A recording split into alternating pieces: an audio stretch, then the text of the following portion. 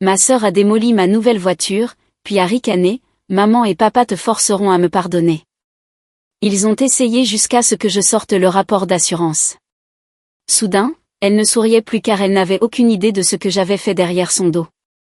J'avais passé des années à économiser chaque sou supplémentaire, à renoncer aux vacances, à ignorer les achats impulsifs et à user ma vieille berline jusqu'à la corde juste pour pouvoir enfin m'offrir la seule chose que j'avais toujours voulu, une toute nouvelle voiture, entièrement à moi, payée avec mon argent durement gagné.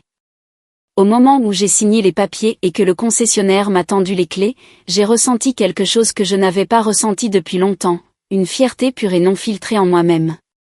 J'ai passé mes doigts sur le capot lisse et étincelant, inhalé l'odeur enivrante des sièges en cuir frais et j'ai pensé, c'est à moi. Chaque partie de cette voiture est à moi. J'avais à peine possédé la voiture une journée entière avant que ma sœur cadette, Léa, ne décide que mon bonheur lui appartenait.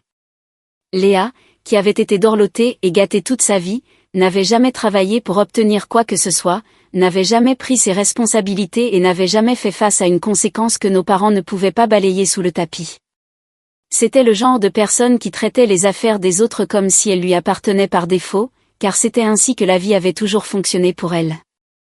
Lorsque je me suis garée dans l'allée de nos parents ce soir-là pour leur montrer la voiture, Léa était déjà là, appuyée contre le garage avec ce sourire paresseux et suffisant qu'elle affichait toujours. Elle a à peine levé les yeux de son téléphone alors que je me garais. « Belle voiture », a-t-elle dit en se détachant du mur et en s'approchant, jetant un œil par la vitre côté conducteur comme si elle avait déjà décidé qu'elle lui appartenait. « Quel est le kilométrage ? » Moins de 100, ai-je dit, me forçant à paraître neutre, même si je sentais déjà ma patience s'amenuiser. Léa a sifflé doucement, hochant la tête d'un air appréciateur. Puis, sans demander, elle a tendu la main vers la poignée et a ouvert la porte. « Laisse-moi faire un tour. » J'ai immédiatement refermé la porte avant qu'elle ne puisse monter, secouant fermement la tête. « Pas question. Je viens de la voir. »« Tu ne la conduiras pas ?» Léa a levé les yeux au ciel comme si je venais de lui dire qu'elle ne pouvait pas emprunter 1 euro. « Oh, allez, Amélie. Ne sois pas si maniaque. C'est juste une voiture. »« Exactement, » ai-je rétorqué. « C'est juste une voiture que j'ai payée avec mon propre argent. Tu n'as pas le droit de la prendre. » Mais Léa n'avait jamais été le genre de personne à entendre un « non » et à l'accepter. Elle a juste souri, haussé les épaules et reculé. Mais quelque chose dans son expression m'a donné un frisson d'avertissement, comme si elle avait déjà un plan de secours en tête. J'aurais dû me fier à mon instinct. Plus tard cette nuit-là, j'ai laissé mes clés de voiture sur la table de l'entrée pendant quelques minutes pendant que je montais chercher quelque chose dans ma chambre. Quand je suis redescendue, les clés avaient disparu, et ma voiture aussi. Mes mains se sont serrées en poing alors que la réalisation s'imposait. Léa. Je me suis précipitée dehors, le cœur battant, mais elle était déjà loin, les pneus crissant au loin. J'ai sorti mon téléphone et composé son numéro, mais il est tombé directement sur la messagerie vocale encore et encore. J'étais encore en colère lorsque, 2 heures plus tard, mon téléphone a enfin sonné, mais ce n'était pas le numéro de Léa. C'était un appel inconnu. J'ai répondu, me préparant déjà au pire. Mademoiselle Dubois, une voix grave, calme mais sérieuse. Ici l'agent Mercier du commissariat de Saint-Cloud. J'appelle concernant un véhicule enregistré à votre nom. J'ai senti mon estomac se tordre. Qu'est-ce qui s'est passé ? Il y a eu un accident. Une pause. La conductrice est indemne, mais le véhicule a subi des dommages importants. Ma prise sur le téléphone s'est resserrée. Qui conduisait ? L'agent a hésité une seconde avant de répondre. Une jeune femme qui s'est identifiée comme Léa Dubois. Je ne me souviens même pas d'avoir conduit jusqu'au lieu de l'accident.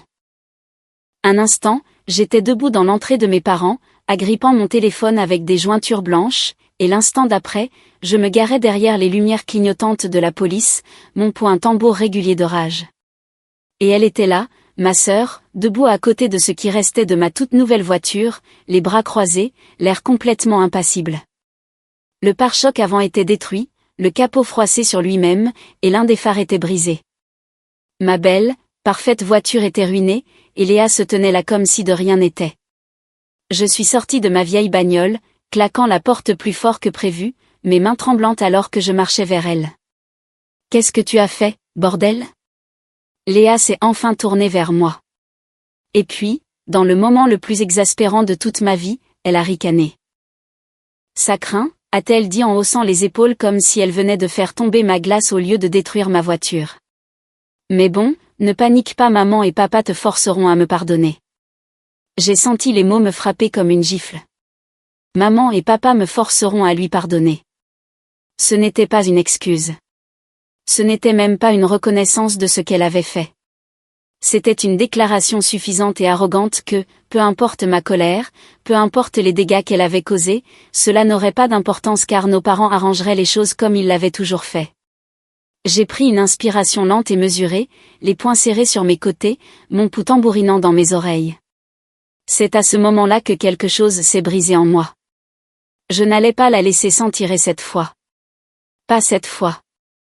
Je me suis réveillée le lendemain matin avec un mal de tête lancinant. Mon corps encore tendu par la frustration de la veille au soir. Mon esprit rejouant chaque détail de cette horrible rencontre sur le lieu de l'accident. Le visage ricanant de ma sœur me hantant comme un cauchemar qui refusait de s'arrêter.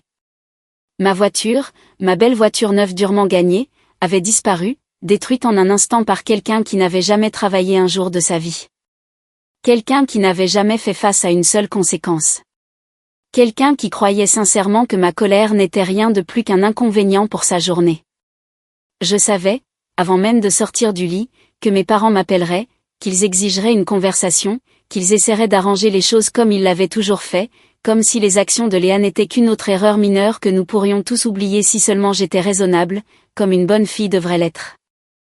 Bien sûr, au moment où j'ai vérifié mon téléphone, j'ai vu 3 appels manqués de maman, 2 de papa, et un message de Léa si incroyablement arrogant que j'ai dû le lire 2 fois pour en croire mes propres yeux. Arrête ton cinéma, Amélie. C'est juste une voiture. Maman et papa ont dit, on va trouver une solution, alors arrête de faire comme si c'était la fin du monde. Il n'y avait pas d'excuses, pas de remords, pas même la moindre reconnaissance qu'elle avait fait quelque chose de mal. Juste un pur sentiment de droit dégoulinant de chaque mot, comme si le vrai problème n'était pas qu'elle avait volé et détruit ma propriété, mais que j'avais osé en faire tout un plat. J'ai ravalé ma rage, me forçant à respirer lentement, me rappelant que m'énerver pour un message ne m'aiderait pas maintenant. Léa avait toujours été comme ça, et je savais exactement où elle l'avait appris. J'ai conduit jusqu'à la maison de mes parents, mes jointures blanches contre le volant de ma vieille voiture de secours, mon estomac tordu d'un mélange de colère et d'épuisement, sachant déjà exactement comment cette conversation allait se dérouler. Je suis entrée sans frapper, sans me soucier des plaisanteries, trouvant mes parents assis raidement à la table de la cuisine, leurs expressions un mélange parfait de préoccupation forcée et d'exaspération à peine voilée, comme si j'étais le problème ici, comme si ma réaction était ce qui devait être réparé. Léa était affalée sur une des chaises, faisant défiler son téléphone, l'air complètement indifférente, comme si elle attendait que tout cela passe pour pouvoir reprendre sa vie pendant que j'étais laissée à ramasser les morceaux de ce qu'elle avait ruiné. Maman a soupiré lourdement, posant sa tasse de café comme si elle était déjà épuisée par ma présence, se frottant les tempes comme si elle était la victime dans tout ça. « Amélie, ma chérie, nous devons parler de cette situation car cette colère que tu retiens n'est saine pour personne. » J'ai senti quelque chose de froid s'installer dans ma poitrine, quelque chose de calme mais de dangereux, une fureur lente et brûlante que j'avais portée pendant des années mais que je ne m'étais jamais complètement autorisée à reconnaître jusqu'à présent. Ma colère, ai-je répété, ma voix étrangement calme, mes mains posées sur le dossier d'une chaise vide, serrant le bois si fort que mes doigts me faisaient mal. Vous pensez que ma colère est le problème ici ? Maman a poussé un long soupir, échangeant un rapide coup d'œil avec papa, leur communication silencieuse rendant douloureusement clair qu'ils étaient unis là-dedans, que leur décision avait déjà été prise avant même que je n'entre dans la pièce. Ma chérie, a-t-elle dit, sa voix dégoulinante de condescendance, comme si j'étais une enfant faisant une crise de colère à cause d'un jouet cassé. C'est juste une voiture. Léa n'avait pas l'intention de la détruire. Et nous ne pensons pas qu'il soit juste de la punir si durement pour quelque chose qui était clairement un accident. J'ai senti quelque chose se briser en moi, quelque chose qui avait été maintenu par une pure force de volonté pendant des années, quelque chose qui avait été étiré, tiré et déchiré une fois de trop. Elle l'a volé, ai-je dit, ma voix plate, dépourvue d'émotion, parce que si je me laissais ressentir quoi que ce soit, je savais que j'exploserais. Je lui ai dit non.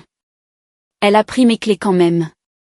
Elle a volé ma voiture, l'a détruite, puis a ricané à mon visage parce qu'elle savait que vous la couvririez, comme vous le faites toujours. Léa a poussé un soupir dramatique, levant enfin les yeux de son téléphone, levant les yeux au ciel comme si toute cette conversation était en dessous d'elle.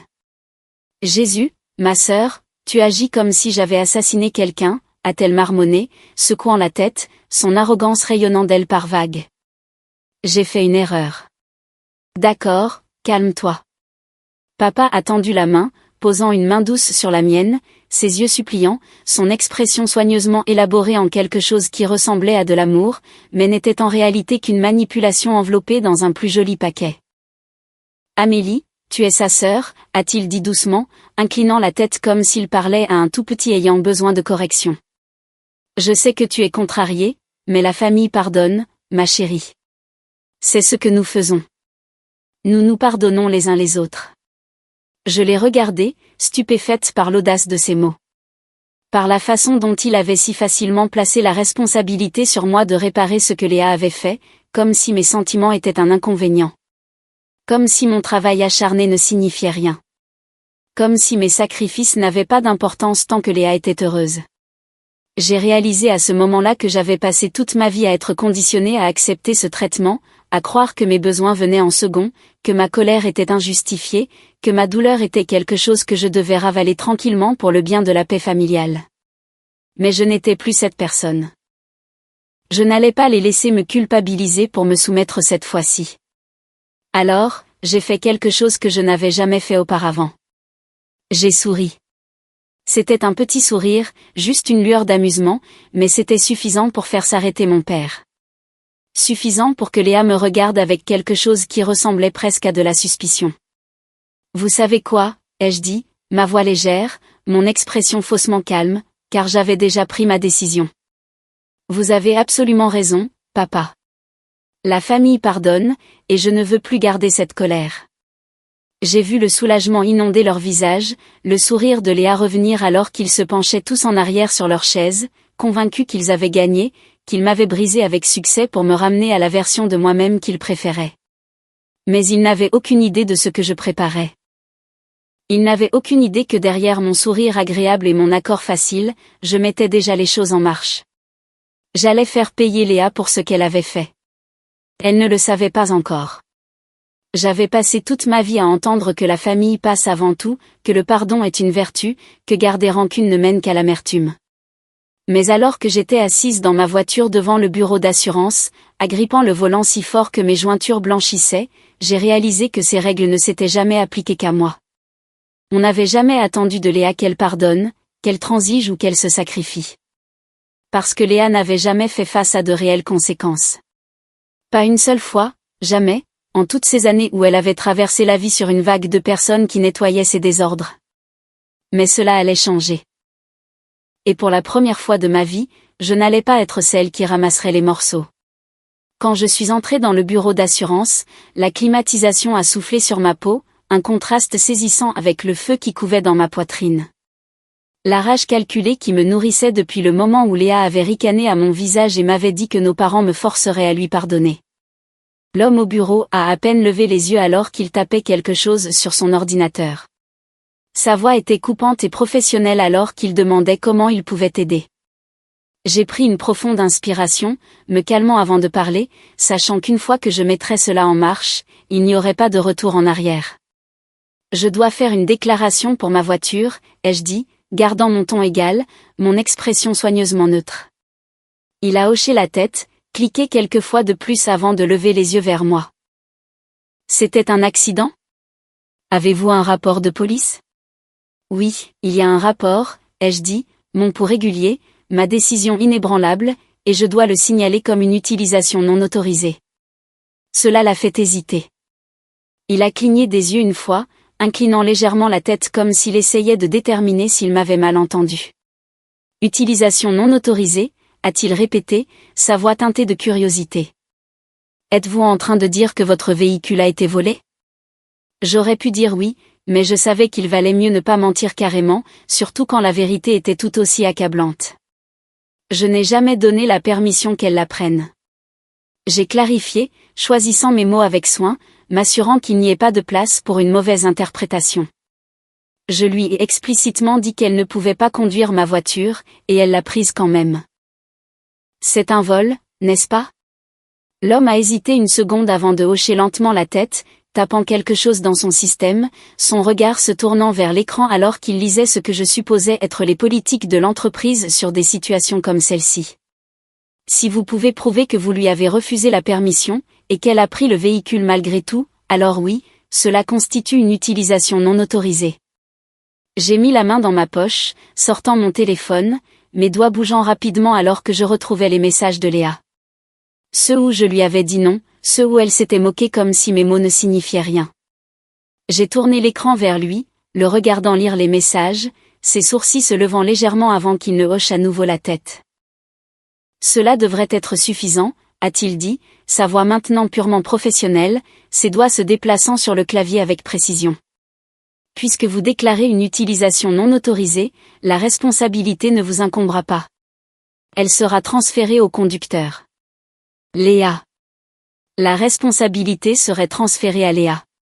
La réalité s'est imposée lentement, comme du miel chaud dégoulinant sur l'acier froid de ma fureur, l'enrobant de quelque chose de riche et de satisfaisant.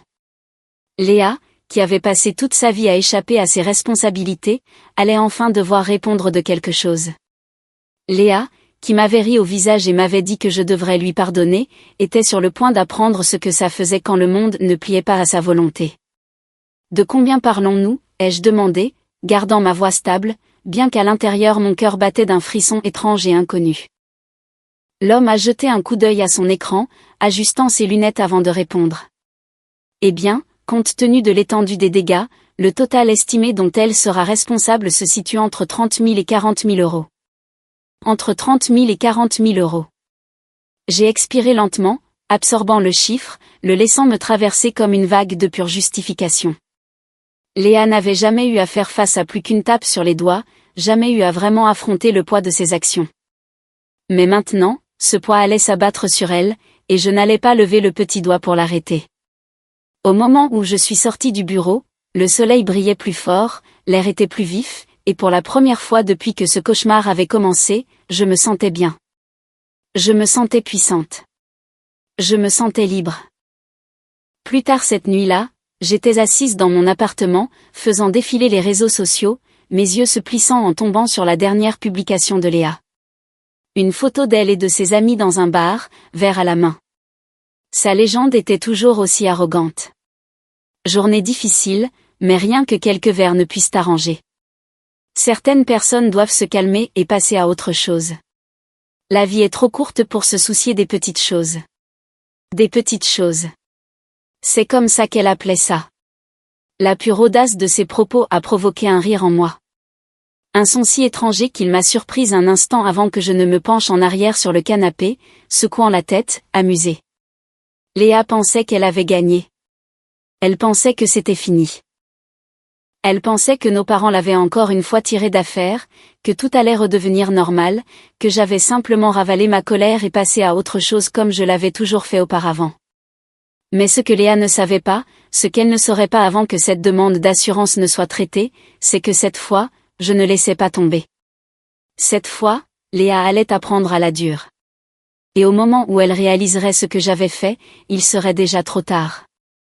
Assise à table, je sentais déjà le poids de leurs attentes peser sur moi, épais et suffocant, comme s'ils avaient collectivement décidé que ce soir serait la nuit où je me remettrais enfin en rang. Mon père avait mis la table comme pour une fête de fin d'année. Des bougies vacillaient dans leur support, l'odeur du poulet rôti et de la purée de pommes de terre au beurre emplissait l'air. Sa façon de montrer clairement que c'était censé être un moment en famille, une soirée de réconciliation, une scène soigneusement élaborée pour aplanir ce qu'il considérait comme un conflit inutile. Ma mère était assise en bout de table, sa présence habituelle imposante mais détendue, son expression ne révélant rien.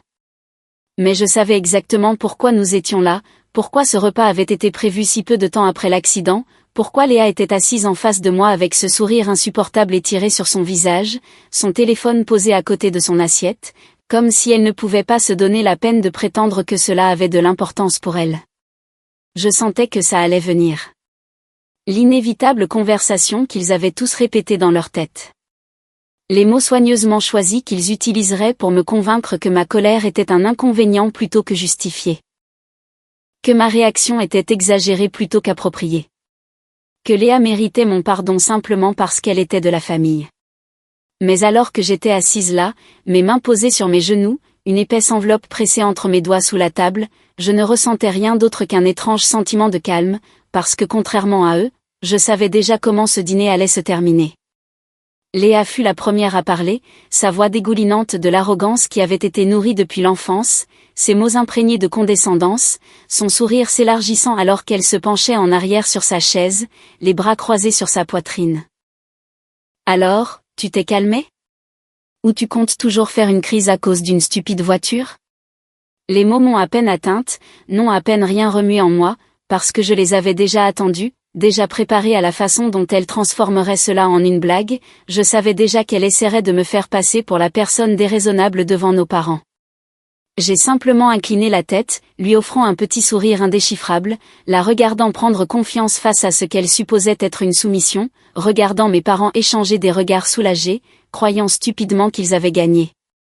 Mon père a poussé un soupir dramatique, le genre qui était censé paraître exaspéré mais doux, comme s'il assumait le rôle épuisant de médiateur, comme s'il était le seul à avoir la patience de traiter avec moi.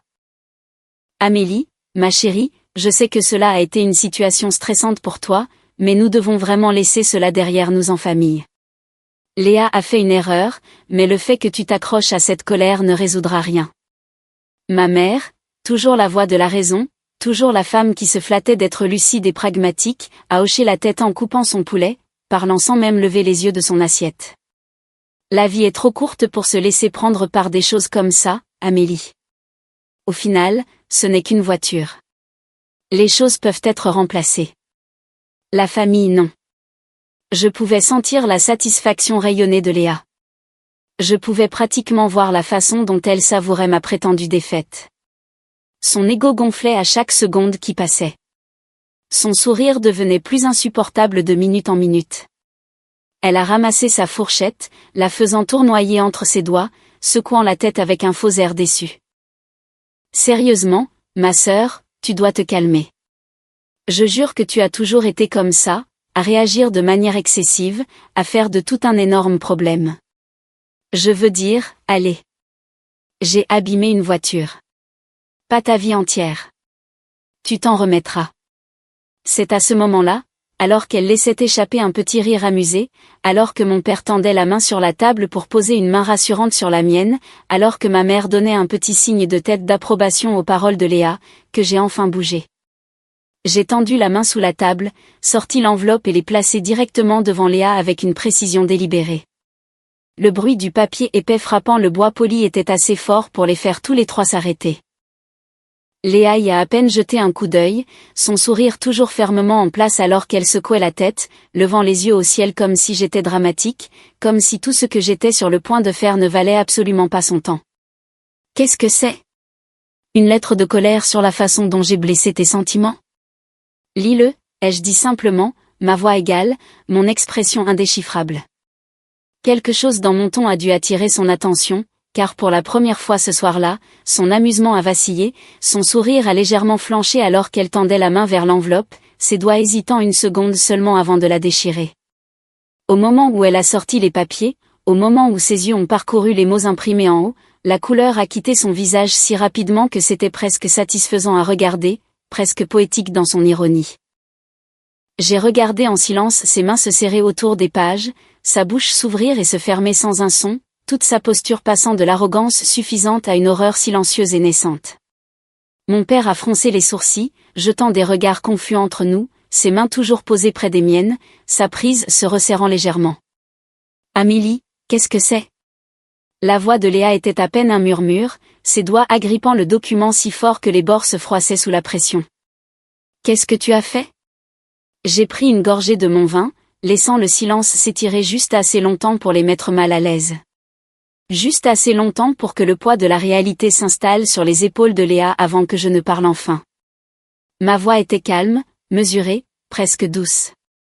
Ça, chère sœur, c'est le rapport d'assurance finalisé.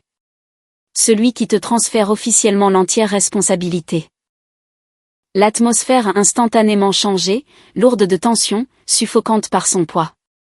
La soudaine réalisation frappant mes parents comme une gifle. Ma mère a enfin levé les yeux de son assiette, sa fourchette figée à mi-chemin de sa bouche, ses yeux vifs, calculateurs, essayant de comprendre ce qui venait de se passer, essayant de comprendre comment Léa était passée d'intouchable à responsable. Mon père a retiré sa main, feuilletant les papiers avec une panique croissante, son souffle haletant alors qu'il assimilait ce que cela signifiait, alors qu'il lisait les chiffres clairement imprimés en gras. Léa, pour la première fois de sa vie, avait l'air effrayée, et je n'avais jamais ressenti plus de satisfaction de toute mon existence. La chaise de Léa a grincé bruyamment sur le sol alors qu'elle se poussait de la table avec assez de force pour faire teinter les couverts. Son souffle était court et irrégulier, son visage tordu dans un mélange d'incrédulité et de fureur, ses mains agrippant le papier d'assurance si fort qu'il se froissait sous ses doigts. Elle est restée là un instant, sa poitrine se soulevant et s'abaissant alors qu'elle me fixait avec quelque chose qui ressemblait presque à de la trahison, comme si je lui avais fait du tort en refusant de me plier et d'accepter ce qu'elle avait fait. Comme si le vrai crime ici n'était pas son imprudence, pas son sentiment de droit, pas son vol, mais mon audace à la faire face aux conséquences de ses actions. Sa voix était tendue quand elle a finalement parlé, basse et furieuse, tremblante d'une rage à peine contenue. Ce n'est pas drôle, Amélie. Dis-moi que tu plaisantes. Je n'ai pas répondu immédiatement, laissant le silence s'étirer entre nous, regardant la panique clignoter sur son visage, la regardant passer de moi à nos parents, comme si elle s'attendait à ce qu'ils interviennent et règlent ça avant que ça ne dégénère. Les lèvres de mon père étaient légèrement entr'ouvertes, ses doigts agrippant le tissu de sa chemise, ses yeux parcourant les papiers devant lui comme s'il cherchait une échappatoire, une issue, un renseignement qui ferait disparaître tout cela. Ma mère, toujours la plus calme, a pris une profonde inspiration et a posé ses mains à plat sur la table, sa voix mesurée, calme, mais teintée de quelque chose de dangereusement proche de la frustration. Amélie, a-t-elle dit, son regard vif, lourd d'attente, comme toujours quand elle voulait que je cède. Cela va trop loin. Tu punis ta sœur d'une manière qui n'est pas seulement cruelle, elle est vindicative. Léa a laissé échapper un rire amer, le son creux, forcé, ses doigts passant dans ses cheveux alors qu'elle se détournait de la table, arpentant comme un animal en cage, secouant la tête, incrédule. C'est insensé. Tu essaies vraiment de ruiner ma vie à cause d'une foutue voiture. Je me suis penchée en arrière sur ma chaise, croisant les bras sur ma poitrine, mon expression indéchiffrable, ma voix calme. Non, Léa. Je ne ruine pas ta vie. Je ne nettoie juste pas ton désordre cette fois-ci. Mon père a inspiré brusquement, sa main volant à sa poitrine comme si je l'avais physiquement frappé, ses yeux écarquillés d'incrédulité, comme s'il ne pouvait pas comprendre que je refusais de jouer le rôle qu'il m'avait assigné depuis l'enfance. Le rôle de la responsable, celle qui pardonnait, celle qui arrangeait les choses, celle qui faisait les sacrifices pour que Léa n'ait jamais à le faire. Ma chérie, cela va la suivre pendant des années, a-t-il murmuré, sa voix tremblante, ses doigts se resserrant autour des papiers, comme s'il pouvait d'une manière ou d'une autre les faire disparaître. Les demandes d'indemnisation comme celle-ci, le fardeau financier. Ce n'est pas juste une petite punition. Cela va ruiner son crédit, son avenir, sa capacité à faire quoi, papa, ai-je interrompu, ma voix plus acerbe maintenant, ma patience s'amenuisant dangereusement, mes mains appuyées sur le bord de la table pour rester stable, à continuer à traverser la vie sans conséquence, à continuer à prendre ce qu'elle veut sans se soucier de l'effet que cela a sur les autres, à continuer à vous laisser, toi et maman, la protéger de la réalité. Léa a claqué ses mains contre le dossier de sa chaise, sa mâchoire serrée, tout son corps si tendu que je pensais qu'elle allait se briser en deux. Tu agis sérieusement comme si j'avais tué quelqu'un, a-t-elle grogné, ses yeux brûlants de rage, sa voix tremblant d'incrédulité. J'ai fait une erreur. D'accord, j'ai pris ta voiture. Je l'ai abîmée. Je n'étais pas franche à ce sujet. D'accord. Je comprends. J'ai foiré. Mais toi, elle a fait un geste sauvage vers les papiers dans les mains de mon père, son expression se tordant de frustration. Tu as tout fait pour me rendre ça aussi difficile que possible. Quelque chose en moi a flambé à ces mots. Quelque chose de brut, de furieux, quelque chose qui couvait depuis des années, mais n'avait jamais vraiment fait surface jusqu'à présent. Je me suis levée lentement, délibérément, mon regard fixé sur le sien, ma voix basse, mais inébranlable, ma colère froide et précise. Tu ne t'es pas soucié quand j'ai perdu quelque chose pour lequel j'avais travaillé. Pourquoi devrais-je me soucier maintenant que tu perds quelque chose? Les mots l'ont frappé plus fort que prévu, lui coupant le souffle, son expression fléchissant un instant. Une lueur de quelque chose qui ressemblait presque à du regret a traversé son visage, mais elle a disparu aussi vite qu'elle était apparue, enfouie sous des couches de suffisance, de colère, de la conviction inébranlable que j'étais celle qui était injuste. Ma mère a expiré par le nez, se frottant les tempes comme si c'était un inconvénient épuisant, comme si mon refus de céder n'était rien de plus qu'une irritation. Amélie, je comprends que tu sois contrariée, mais ce n'est pas juste. Nous sommes de la famille. On ne se fait pas ça. J'ai laissé échapper un rire sans humour, secouant la tête, mes bras croisés sur ma poitrine. On ne se fait pas ça. C'est drôle, maman, parce que Léa n'a eu aucun problème à me le faire.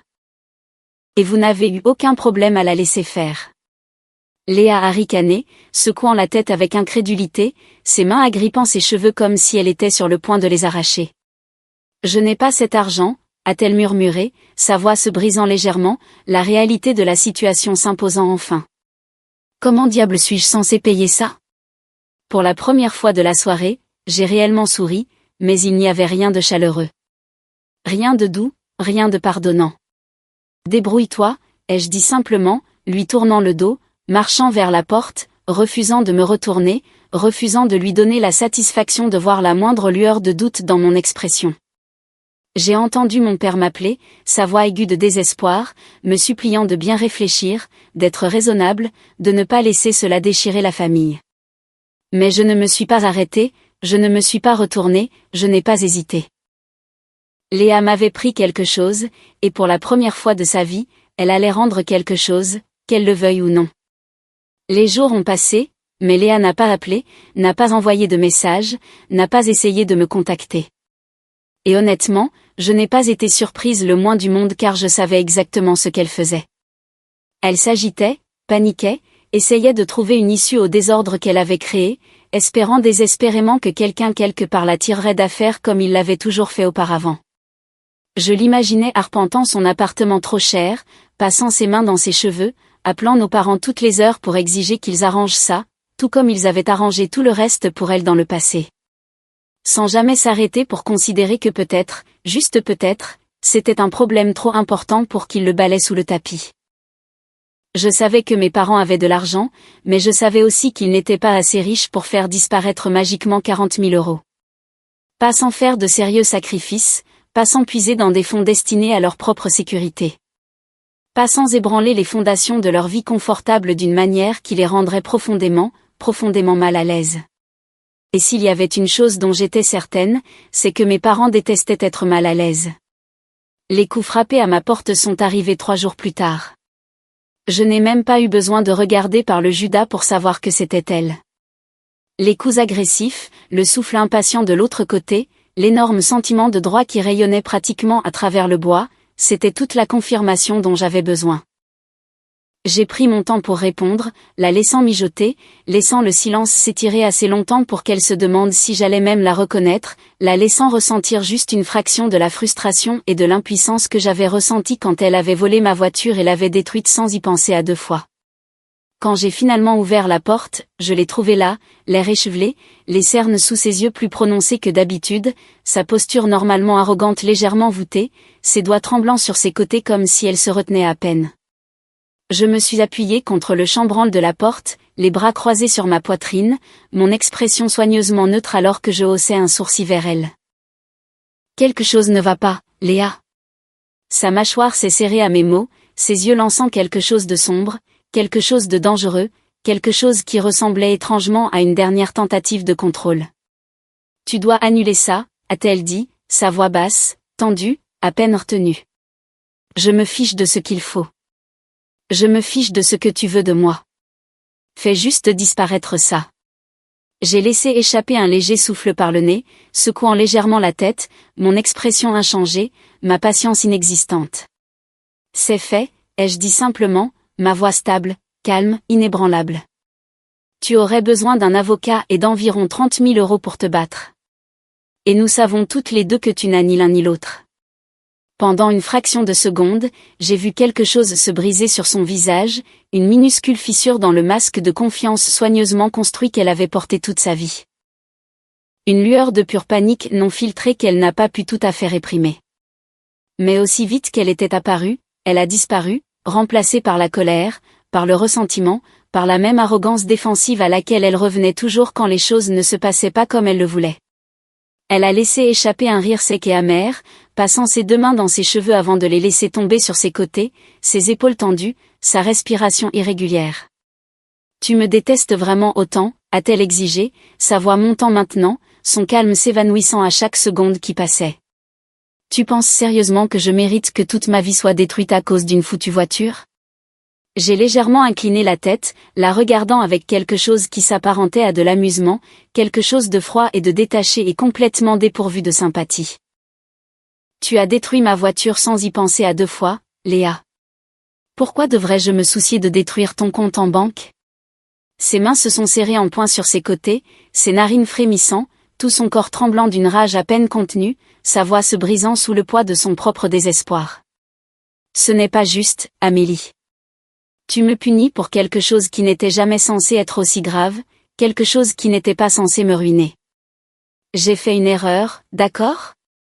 Une stupide erreur. Mais ce que tu fais, c'est cruel. C'est calculé. C'est insensé. J'ai senti mes lèvres tressaillir. Pas vraiment un sourire, pas vraiment quoi que ce soit, juste une petite reconnaissance satisfaite de l'ironie du moment, de la façon dont Léa expérimentait enfin quelque chose qu'elle n'avait jamais envisagé auparavant. La responsabilité. Tu vas t'en sortir, ai-je dit simplement, déplaçant mon poids sur un pied, ma voix légère, presque dismissive. C'est ce que tu fais toujours, n'est-ce pas ? Pour la première fois de sa vie, Léa n'avait rien à dire. J'ai commencé à fermer la porte, mais avant que je ne puisse le faire, son téléphone a vibré dans sa poche, et j'ai vu son visage changer en quelque chose qui ressemblait presque à de la peur, ses doigts tâtonnant pour le sortir, ses yeux parcourant l'écran avec un mélange de confusion et de crainte. Je me suis appuyé nonchalamment contre le cadre de la porte, la regardant alors que son expression s'assombrissait, sa mâchoire se serrant, ses doigts agrippant le téléphone si fort que ses jointures blanchissaient. « Qu'est-ce qui ne va pas, Léa ?» ai-je demandé, ma voix dégoulinante d'une fausse innocence, mes yeux ne la quittant jamais. Sa bouche s'est légèrement ouverte comme si elle voulait dire quelque chose, mais aucun mot n'est sorti, juste un souffle court et irrégulier, juste le son de son propre monde s'effondrant autour d'elle. Et j'ai su à ce moment précis qu'elle avait enfin reçu le message que j'attendais qu'elle reçoive, celui de son employeur, celui l'informant que son comportement imprudent avait soulevé des inquiétudes, celui expliquant que sa récente promotion était maintenant réévaluée, celui précisant que son immunité de « Golden Girl » était officiellement terminée. Pour la première fois de sa vie, Léa était bel et bien seule. Je n'ai pas attendu qu'elle lève les yeux vers moi. Je n'ai pas attendu de voir toute l'étendue de sa réalisation. Je n'ai pas attendu d'entendre la moindre excuse pathétique ou un appel désespéré qui allait forcément sortir de ses lèvres. J'ai simplement souri, un sourire lent, connaisseur, satisfait, et j'ai doucement fermé la porte sur elle.